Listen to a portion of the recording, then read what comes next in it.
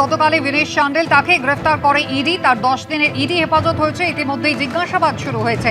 কয়লা পাচার মামলায় দিল্লি পুলিশের করা একটি এফআইআর এর ভিত্তিতে শুরু হয় তদন্ত। ইডি আধিকারিকরা 2রা এপ্রিল পৌঁছে যান দিল্লিতে বিনেশ চান্ডেলের বাড়িতে এবং সেখানে তল্লাশি চালানোর পরে প্রচুর কয়লা পাচার সংক্রান্ত নথিপত্র পাওয়া যায়, কিছু ডিজিটাল ফুটেজ যা তিনি ডিলিট করার চেষ্টা করেছিলেন। ইডি সূত্রে এমনটাই কিন্তু অভিযোগ করা হয়েছে।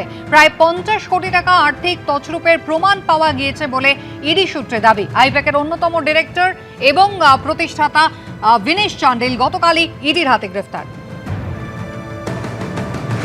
এই গ্রেফতারে ঘিরে রাজনৈতিক তরজা তুঙ্গে উঠেছে।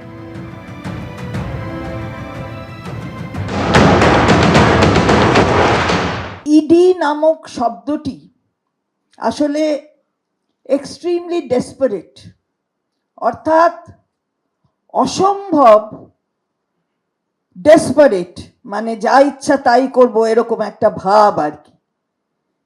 ইডি শব্দর পুরো টার্মটাই চেঞ্জ করে দিয়েছে, যেটা গণতন্ত্রের পক্ষে সুখকর নয়।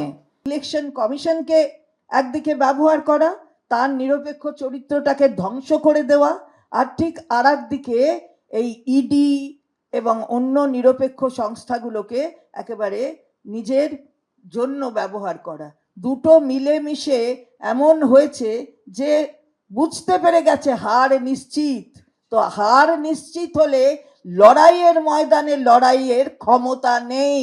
হার নিশ্চিত বুঝতে পেরে এজেন্সিকে ব্যবহার করা হচ্ছে, এমনটাই অভিযোগ করলেন চন্দ্রিমা ভট্টাচার্য। আইপ্যাকের অন্যতম ডিরেক্টর বিনেশ চান্ডেল গতকালই ইডি তাকে গ্রেফতার করেছে। আজ তার জিজ্ঞাসাবাদ চলছে। এই প্রসঙ্গে কি বলেছেন শুভেন্দু অধিকারী এই গ্রেফতারি নিয়ে, দেখুন।